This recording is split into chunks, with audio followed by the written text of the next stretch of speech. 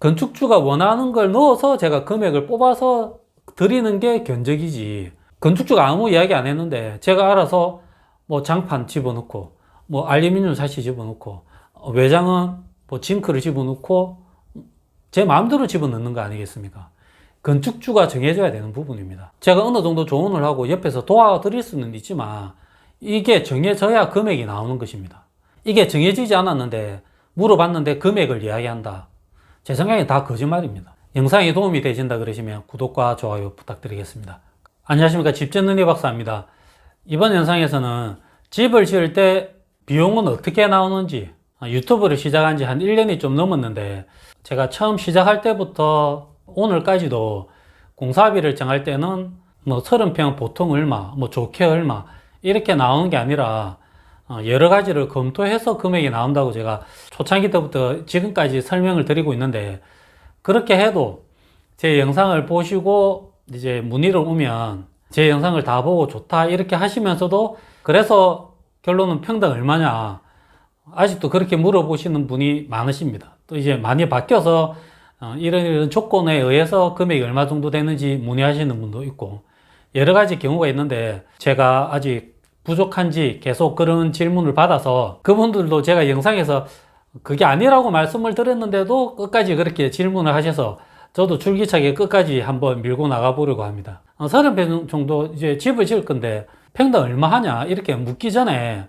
제가 뒤에 칠판에 좀 여러 가지를 적어 놨는데 제가 아주 간단하게 적어 놓은 겁니다. 이 정도를 생각하시고 저한테 물어보시면 제가 얼마든지 답변을 드릴 용의가 있습니다. 우선 집을 지어야 되니까 땅이 있어야 되지 않겠습니까? 땅이 몇 평이 있는지, 지금 가지고 계신 땅, 그 땅이 몇 평인지도 중요합니다. 이 땅의 면적에 따라서 이 밑으로 오면 집을 짓고 난 이후에 담장 공사도 해야 되고 대문 공사도 해야 되고 마당 마감도 해야 되는데 땅 면적에 따라서 이 비용은 다 달라질 거 아닙니까? 그렇기 때문에 땅 면적이 중요합니다.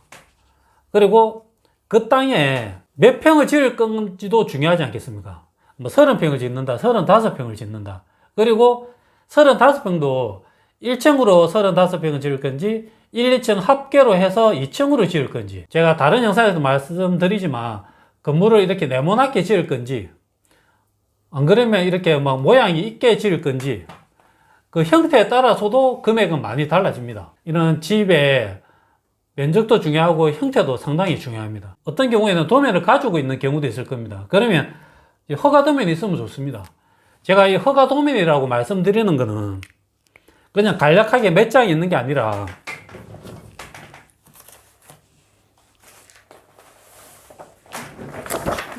이 정도 있어야 됩니다. 이 정도. 자, 이 정도 도면은 있어야지 제가 견적을 할 수 있는 도면입니다. 두께를 보십시오. 이 정도 도면은 가지고 오셔야 견적이 가능합니다. 그렇다 그래서 여기에서 다 견적이 가능한 거 아닙니다. 제가 뒤에 말씀드리겠지만 여기에서도 놓치고 있는 부분들이 많기 때문에 그런 부분도 다 가지고 있어야 됩니다. 또 중요한 게 뭐냐 그러면 이 허가서는 이 허가 도면을 가지고 이제 시청에 접수를 할 거 아닙니까? 시청이나 구청에 이렇게 접수를 할 겁니다.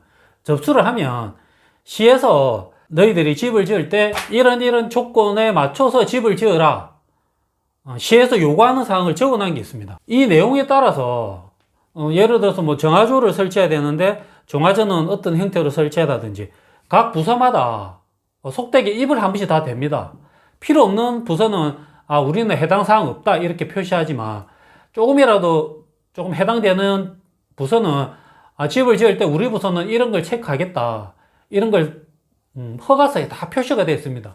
허가서도 생각보다 몇 장이 되기 때문에 허가서 내용에 따라서도 생각지도 못한 금액이 추가로 발생할 수도 있습니다. 그래서 이런 거 하나도 공사금액에 영향을 끼칩니다.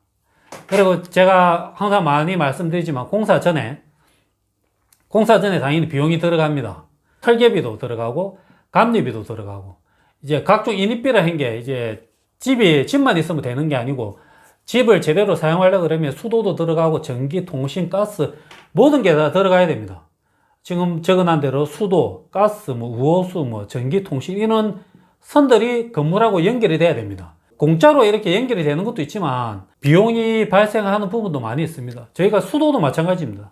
수도도 인입하는데 비용이 꽤 들고, 가스를 예를 들어서 LPG나 이렇게 사용하면 별 비용이 안 들지만 도시가스를 사용하면 도시가스 인입비가 들어가고, 우수 배관, 이것도 제가 다른 영상에서 항상 말씀 많이 드립니다. 이게 어떻게 내 땅 앞에 지나가느냐에 따라서 비용이 작게 들어갈 수도 있고 몇백만 원이 들어갈 수도 있기 때문에 이런 부분도 공사비에 영향을 끼칩니다. 그리고 예전에는 그런 게 좀 없었었는데, 소규모 건물에서 요즘에는 이제 건물을 지을 때 땅이 단단한지 진해력 테스트도 해야 됩니다.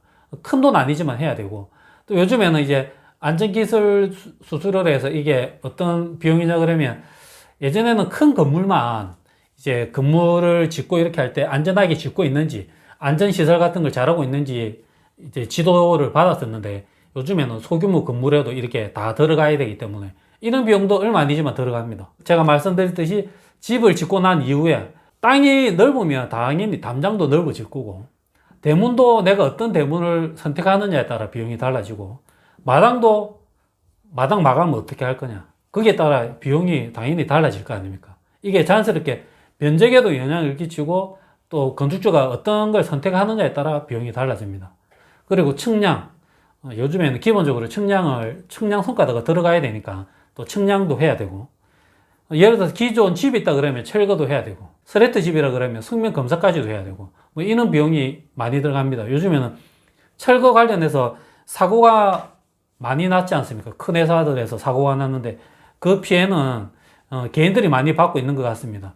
이제는 조그마한 집 하나 철거할 때도 이렇게 안전에 있는 게 너무 강화가 돼서 비용들이 많이 발생을 하고 있습니다. 그런 것처럼 이런 비용들이 들어가고, 이제 집은 어떤 행토를 짓는지, 뭐 철근 콘크리트로 짓는지, 뭐 목구조로 짓는지, 경량으로 짓는지, 그거에 따라서도 비용이 달라질 거 아닙니까? 구조에 따라서. 그리고 건물의 외장재에 따라서도, 뭐 외장재면 지붕재가 있고 이제 벽체가 있을 겁니다. 이제 지붕재도 이제 징크, 기와, 싱글 막 이렇게 있고, 징크도 어떤 징크를 하는지, 기와도 어떤 기와를 선택하는지, 아스팔트 싱글도 뭐 두세 가지 있는데 이거는 큰 의미가 없으니까 어떤 재료를 선택하느냐에 따라서도 가격 차이가 나고, 벽체도 마찬가지입니다. 많이 알고 계실 겁니다. 벽체의 종류가 원체 다양하지 않습니까? 재료에 따라서도 가격이 차이가 나고, 집의 어떤 형태인가에 따라서도 당연히 공사비가 달라집니다. 제가 누누이 말씀드리지만 네모나게 30평을 짓는 거하고 뭐 이렇게 지어도 30평입니다.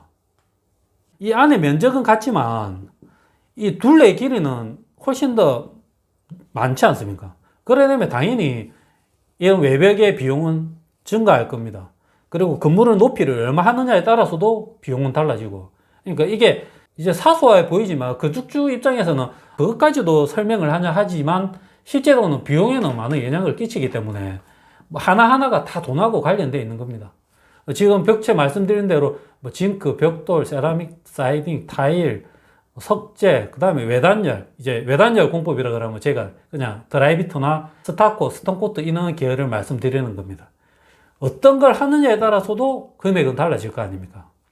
이것도 선택을 해야 되는 겁니다. 그리고 뭐 예를 들어서 옥상이 있다 그러면 옥상 바닥 마감을 뭘로 할 거냐, 또 난간을 뭘로 할 거냐, 이게 난간의 메다수가 얼만큼 될 거냐, 옥상의 면적이 얼만큼 될 거냐, 다 비용하고 관련되는 겁니다. 그리고 외장에서도 이제 창호, 저희가 흔히 하이샷이라는 PVC를 쓸 수도 있고, 알루미늄 창호, 뭐 시스템 창호, 이렇게 알루미늄 같은 계열입니다. 이런 창호를 어떤 제품, 어떻게 사용하느냐에 따라 금액 차이가 상당히 많이 납니다. 보일러는 어떻게 할 거냐, 제가 많이 말씀드리지만 보일러 그냥 설치하고 거실에 조절기 하나만 달 거냐, 안 그러면 보일러 달고 각 방마다 보일러 조절기를 달 거냐. 항상 말씀드리지만 실제로 보일러 가격보다 조절기 가격이 어쨌든 때는 더 비싸게 치입니다.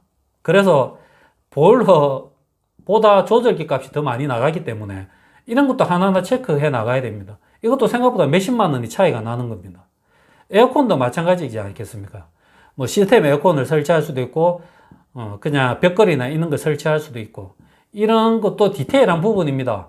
공사할 때 다 해야지 되지. 뭐 내가 집 짓고 난 다음에 내가 알아서 할게 할 수도 있을 겁니다. 근데 마감이 안 깨끗하기 때문에 뭐 어차피 하는 거 좀 깨끗하게 하는 게 좋지 않겠습니까? 그리고 이제 내장재도 마찬가지입니다.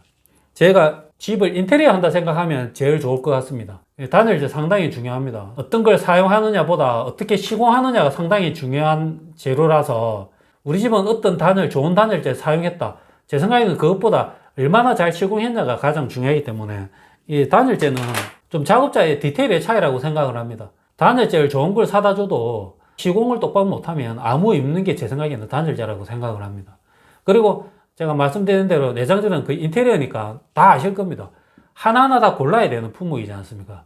바닥재는 뭐 강마루도 할 수도 있고 강화마루 할 수 있고 장판도 할 수 있고 폴리시 타일을 깔 수도 있고 원목 마루를 깔 수도 있고 자기 하고 싶은 대로 다 고를 수 있으니까 이게 다 공사비에 영향을 끼치는 겁니다. 이걸 정하지 않고 보통 얼마, 사실은 보통이 강마루가 보통인지 장판이 보통인지 원목 마루가 보통인지 사람마다 기준이 다 다르기 때문에 어떤 게 보통이다 사실은 참 큰 의미가 없다고 생각을 합니다. 예를 들어서 조명도 마찬가지입니다. 조명도 뭐 내부가 있고 외부도 요즘에는 조명을 많이 하는데 조명을 어떤 재료를 선택하느냐, 어떤 조명 몇 개를 사용하느냐에 따라서 이런 비용은 차이가 나지 않겠습니까? 특히 또 가구류 같은 경우에 뭐 싱크대, 신발장, 붙박이장 이런 거는 사실은 금액의 편차가 상당히 심하지 않습니까?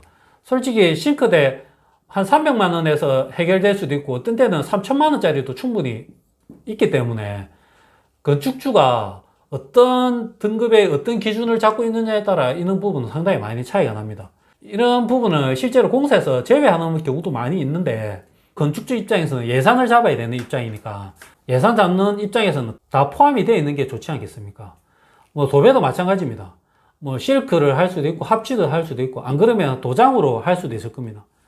도장을 하려 그러면 또 밑에 석고나 이를 치는 틀이 또 달라져야 됩니다. 이 도장에 맞게끔 공사를 해야 되기 때문에 어떤 마감재를 하느냐에 따라서도 비용 차이가 많이 납니다. 아트월을 요즘에는 잘 선호 안 하는 경우도 있는데 뭐 거실의 아트월 같은 경우 어떤 재료를 사용하느냐에 따라서 도배로 하게 되면 뭐 큰 금액 아니지만 대리석을 바른다 하면 이 아트월만 하나만 하는데도 몇백만 원이 들어가니까 이런 부분이 다 금액에 영향을 끼칩니다. 문도 마찬가지입니다. 현관문 같은 경우에 이제 제가 단독주택을 예를 들었으니까 이런 현관문이 단열문 정도는 돼야 되니까 어느 정도 금액대가 있습니다. 한번 인터넷 들어가셔가지고 단열문 이렇게 쳐보시면 들어가 보면 이 금액이 만만치가 않습니다. 그리고 예를 들어서 중문, 방문 이런 것도 어디 업체 거 사용할 건지 뭐 디자인에 따라 다 금액이 달라지니까 사실은 뭐 손잡이도 마찬가지입니다. 싼 거는 한 15,000원에서 한 25만 원짜리도 엄청 많이 있습니다. 문고리 하나만도. 이제 이런 식으로 제가 아주 간략하게 설명을 드렸습니다. 이 내용을 어느 정도 정리해 오시면 제가 공사비를 말씀드릴 수 있습니다. 얼마 정도 들어갈 수 있다. 여기서도 조금 놓친 부분이 있지만 요즘에 조금 자재비가 조금 많이 애매합니다. 제가 다른 영상에서도 좀 말씀드리고 이렇게 했지만 좀 관심이 있으신 분들은 확인이 가능할 겁니다. 요즘에 철근 가격이 거의 미쳐 있어가지고 가늠을 할 수가 없습니다. 너무 올랐다가 내렸다 하고 막 변동이 많기 때문에. 그리고 예를 들어서 목재 가격도 많이 올라져 있고 제가 당장 한 달 정도 전에 목재 단가를 견적을 받았는데 다시 견적을 받으니까 금액이 전체적으로 한 10% 정도 올라 있었습니다. 그게 언제까지 오르고 언제 다시 내릴지는 모르겠는데 이런 식으로 금액의 변동폭이 조금 요즘에는 지금 제가 촬영을 하는 이 시점에 너무 변동폭이 심해가지고 확실하게 얼마다 이렇게 하기는 힘들지만 이 정도 선을 가지고 단독주택이라 그러면 제가 가능할 겁니다. 두서없이 이렇게 짧게 설명을 드렸습니다. 듣고 엄청 복잡하다고 하실 수도 있는데 사실은 이게 기본입니다. 이게 되고 이 내용이 정리가 된 상태에서 저희한테 비용이 얼마냐 사실은 도면도 다 했는 게 가장 좋습니다. 저도 마찬가지입니다. 이 내용을 다 정리해서 금액을 말씀을 드리는 겁니다. 이 내용이 정리가 안 되고 금액을 말씀드리는 거는 다 거짓말입니다. 건축주가 어떤 걸 정할지 모르는데 제가 어떻게 금액을 정할 수 있겠습니까? 건축주가 원하는 걸 넣어서 제가 금액을 뽑아서 드리는 게 견적이지. 건축주가 아무 이야기 안 했는데 제가 알아서 뭐 장판 집어넣고 뭐 알루미늄 사시 집어넣고 외장은 뭐 징크를 집어넣고 제 마음대로 집어넣는 거 아니겠습니까? 건축주가 정해줘야 되는 부분입니다. 제가 어느 정도 조언을 하고 옆에서 도와드릴 수는 있지만 이게 정해져야 금액이 나오는 것입니다. 이게 정해지지 않았는데 물어봤는데 금액을 이야기한다. 제 생각에 다 거짓말입니다. 절대로 이 내용을 말씀하시고 금액을 여쭤보시기 바랍니다. 영상이 도움이 되신다 그러시면 구독과 좋아요 부탁드리겠습니다. 감사합니다.